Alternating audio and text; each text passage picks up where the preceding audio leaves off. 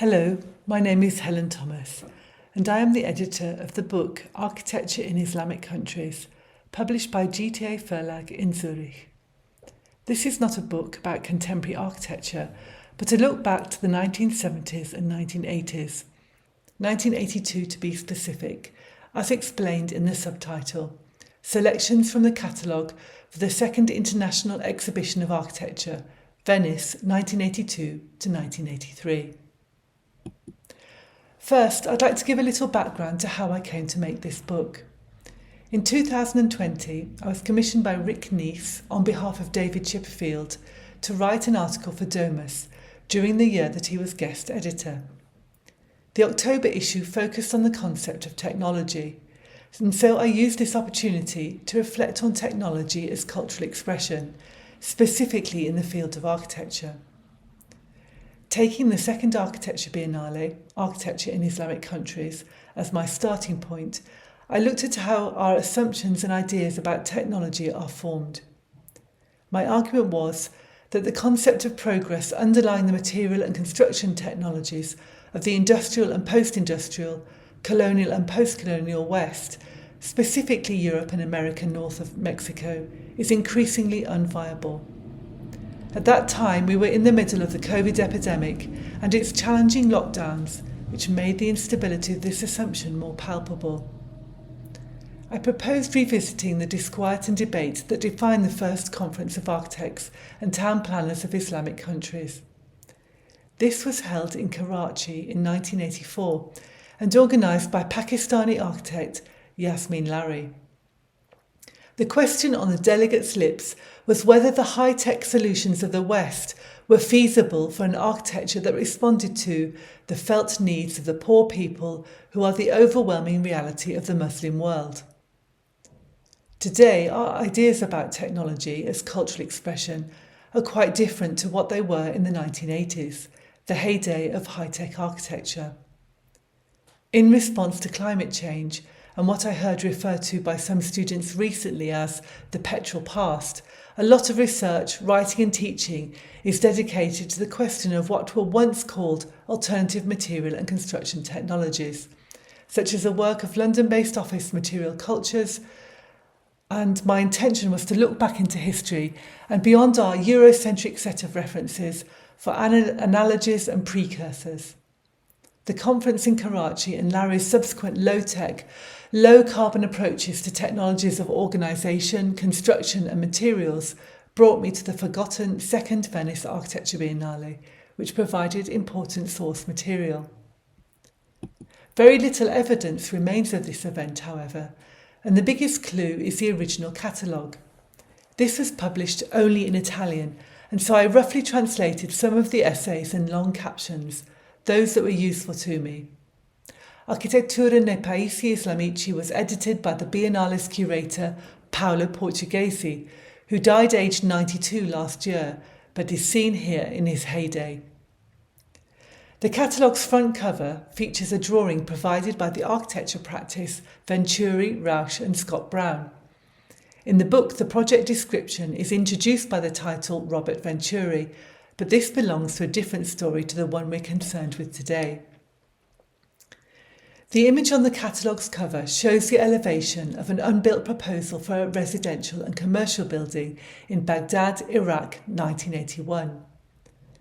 It is fascinating in its formal interpretations and assumptions around what constitutes Islamic architecture, and indicative of the presence of Western architects in the exhibition and their aspirations to build in these often oil-rich territories.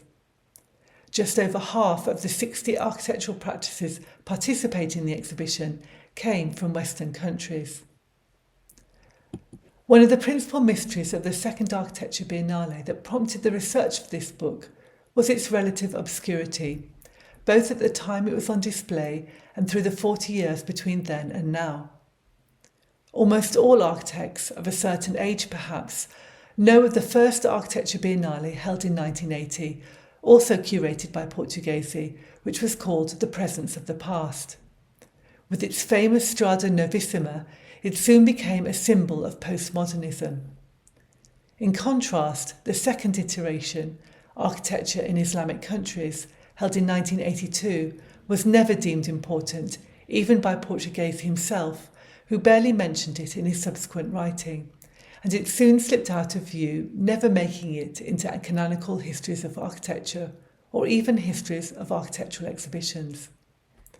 How did the situation go from that represented by the image on the left, a seemingly well-attended, glamorous, much discussed and influential event, to that on the right? There are no objective answers, but speculative questions about strange circumstances can lead to fruitful insights and unexpected directions.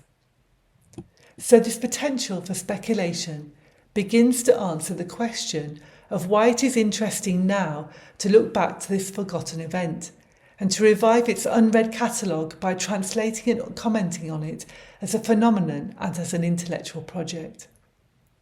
The book's content page shows the 3 texts that were chosen for translation from Italian into English, each one providing a focus or starting point for extending the Western canon at that time. These are Portoghesi's introduction to the catalogue and the theme of architecture in Islamic countries, specifically from a formal perspective, Medhi Kowsar's essay, Islamic Cities, an Identity in the Past, which considers the urban, and Udo Kultermann's Towards an Arab Identity, Contemporary Arab Architecture, that reflects on architecture as a human activity. These 3 translated texts are balanced and reflected upon in 2 contemporary commentaries. Esra Akcan writes of Portoghesi and his intentions as an unlikely decolonizer, while Asli Cicek and Veronique Pathieu interpret the scant evidence of the exhibition itself through the catalogue inform research in foreign fields. I'm going to briefly introduce the book through the chapters and their authors now. This book is the first in a new series published by the GTA Verlag, which will be introduced by the publisher Moritz Gleich at the end. With this first title page, that of my introduction to the book, I would like to briefly highlight the book's graphic design by Sterklin and Wilson. As an object, it is the same size and format as the original catalogue, almost square, and the designers developed a binding strategy that gives a visual identity to the source material series that Morris will show later. As we negotiated with the Venice Biennale archive about the images we would use, we realised that it would not be possible to reproduce the cover, and so a system of abstract fragments of images related to the original was developed, for the cover and for the separating leaves between chapters, which we'll see in subsequent images. The design reflects the relationship between the historical material and the contemporary commentary in different ways. Where my introduction is set in the Serif Janon typeface, the translated text is set in the sans serif Basel grotesque.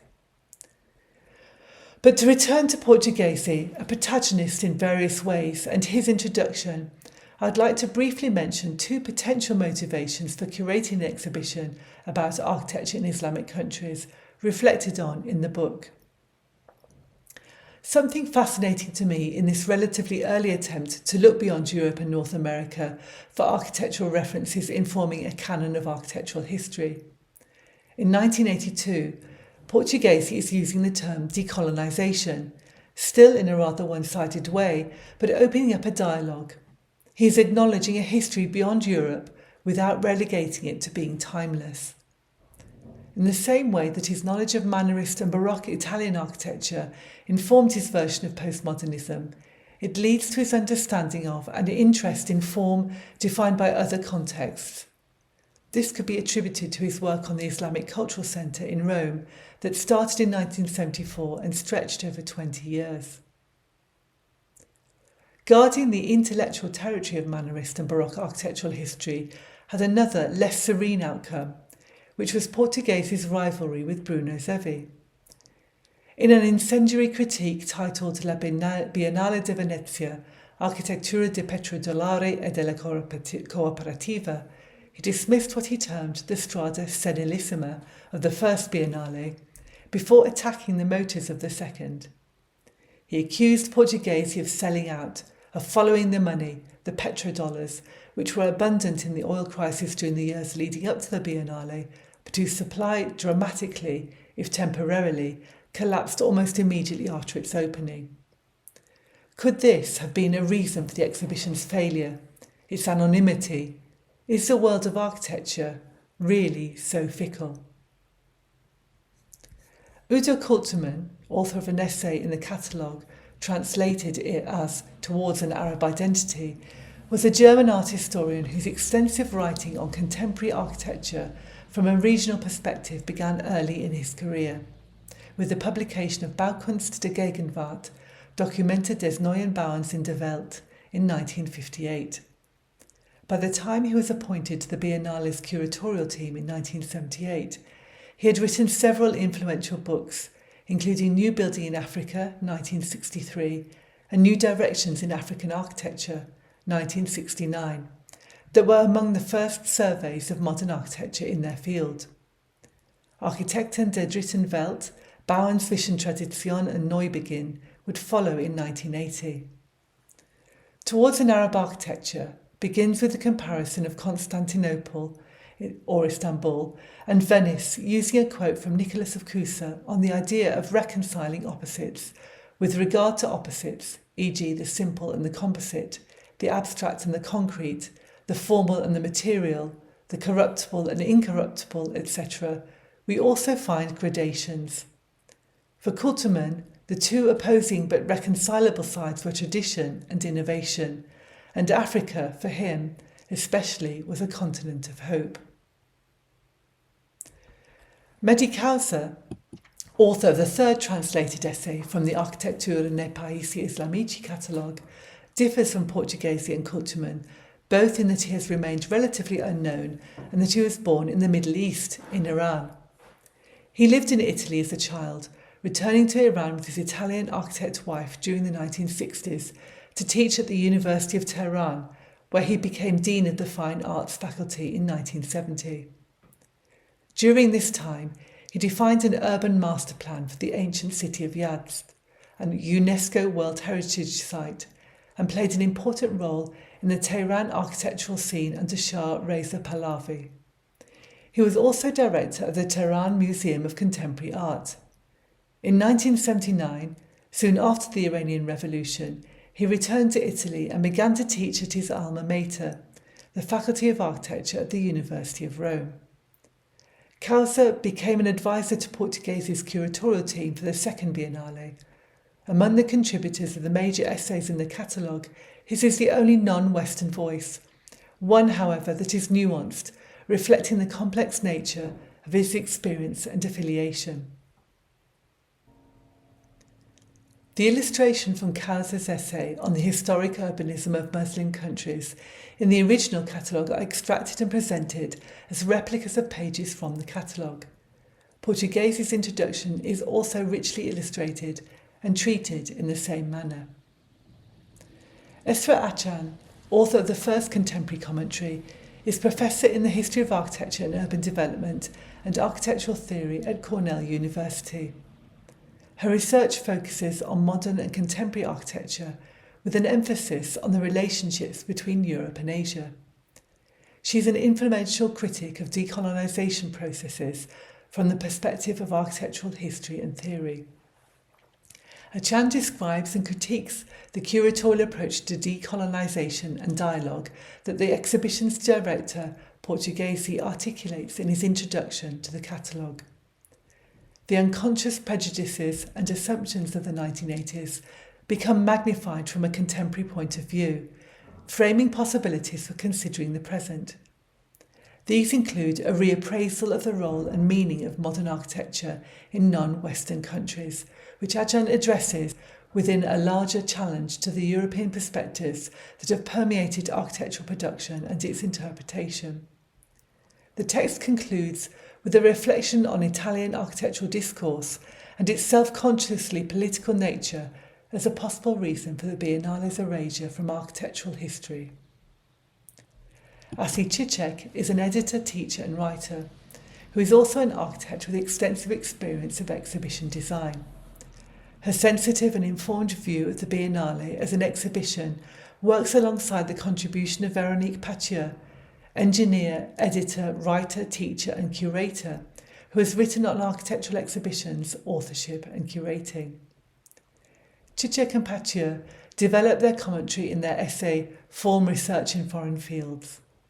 In preparing and writing the text, they engaged in a purposeful dialogue with each other, framing a series of questions around the staging and subsequent disappearance of the exhibition as a cultural event. They analysed the structure of the catalogue, seeing it as a reflection of the organisation of the exhibition itself, as understood through the fragmentary evidence available.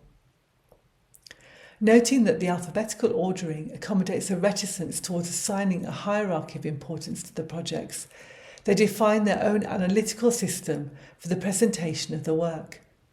They examine Portoghesi's form research as a component of the architectural postmodernism he promoted, while their conclusion reflects on the geographical extension of his research field in the light of Kenneth Frampton's concept of critical regionalism. The Biennale archive has a small collection of installation shots that were selected by Cicek and Pathieu to work alongside their themes. This image of the homage to Hassan Fatih shows the only one of the 4 homages, which also included Fernand Pouillon, Louis Kahn and Le Corbusier, to celebrate an architect from the country he is building in. This image shows another of the rooms of the central pavilion, which contained the whole exhibition. Unlike the first Biennale, architecture in Islamic countries did not extend to the arsenale, nor was a scenographic approach taken to explore the theme. Rather like the pages of the catalogue, the work of the exhibitors was confined within discrete spatial packages, although a different display strategy was used for each exhibitor's work within a limited range of possibilities. Here we see the SOM room alongside one of their pages in the original catalogue. So why is this book relevant? As the blurb on the back points out, despite its flaws, the second international architecture exhibition of the Venice Biennale, held over 40 years ago, raised questions about a post-modernity south and east of the Mediterranean, where modernisation and decolonisation were converging. These questions today are ever more relevant. Some, in relation to this historical precursor, are raised and addressed here as a starting point for further research by expert interrogators. Hello, my name is Moritz Gleich and I'm the director of GTA Verlag. I would like to thank you for the opportunity to present our title Architecture in Islamic Countries in this framework, and I'm going to close this presentation by saying a few words about the concept behind the new book series that was opened with the volume edited by Helen Thomas. GTA Verlag is part of the Institute for the History and Theory of Architecture at ETH Zurich, a small scholar-led university press for architecture, and as such operates in very close exchange with teaching as research. In this context, we had the idea for a series dedicated to what we see as a core activity of scholarly publishing, that is, the critical edition and commentary of texts. More precisely, we wanted to concentrate on texts that are of high relevance to the disciplines of architecture and architectural history, but are unavailable in published form, because they exist only in a foreign language or as archival material or are out of print. Therefore, the series name Source Material. We teamed up with the Zurich-based graphic design studio A-Language, consisting of Martin Stöcklin and Melina Wilson, for the development of this series, and many of the design solutions I'm going to present in the following were developed by them. One of the basic ideas for the series was that as a direct reference to the original material, the volumes would pick up the format of that material if it had one. In the case of Helen's book, this means that it has the exact same size as Paolo Portoghesi's Architecture Biennale catalogue from 1982. This concept has the consequence that the spine heights of the volumes in the series will vary. While a consistent spine height is usually one of the main identifiers of a book series. Martin and Melina therefore developed another strong identifier, a bright yellow spine lining that covers the volumes of the series in the same width regardless of their format. Here you can see a slide from the development of the series. Another idea for the series was to always publish the original material together with first commentary. These texts and annotations are written by researchers who have expertise in the topic, but did not necessarily have access to the material before. Much of the conceptual design work has gone into differentiating these two parts of the series volumes, original and commentary, in a clear and at the same time subtle way.